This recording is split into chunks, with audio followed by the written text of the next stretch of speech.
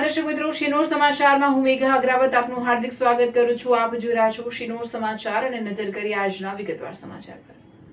વાગરા તાલુકાના વિછિયાત ગામે આવેલી હઝરત ગાંડા બાવાની દરગાહ ખાતે છઠ્ઠા ઉર્સની ભવ્ય અને શ્રદ્ધાભેર ઉજવણી કરવામાં આવી।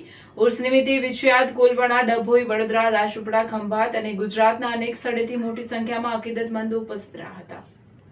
ગાંડા બાવાની દરગાહ પર છઠ્ઠા ઉર્સમાં શ્રદ્ધાળુઓનો ભારે જનમેદની જોવા મળી હતી। કોલવણા ગામે મોહમ્મદ ગદીમલના ખેતરેથી સંદલનું જુલુસ કાઢવામાં આવ્યું। આ કાર્યક્રમમાં ગુલબર્ગા શરીફથી ગાંડા બાવાના પીરો મુર્શદ હઝરત પીર હસન શાહ કાદરી, બચ્ચુ બાવાના પૌત્ર સૈયદ આમિર બાવા હાજર રહ્યા હતા। સંદલ શરીફનો કાર્યક્રમ ગાંડા બાવાના ગાદીનશીન સૈયદ તોકીર બાવાના દેખરેખમાં કરવામાં આવ્યો હતો। સંદર શરીફ દરમિયાન સવારથી જ સાંજ સુધી વડોદરાના નાસિરભાઈ પઠાણ દ્વારા બટાકાપુરીની ન્યાઝનું સતત વિતરણ કરવામાં આવ્યું હતું। આ પ્રસંગે જોન્ટી બાવા, સોયબ બાવા, મુસીર બાવા, હુસેન બાવા, મુન્ના બાવા, સાજિદ બાવા અને અન્ય સૈયદ સાદાતોએ હાજરી આપી હતી। ગાદીનશીન સૈયદ તોકીર બાવાની સદારતમાં સંદલ યોજાયો હતો।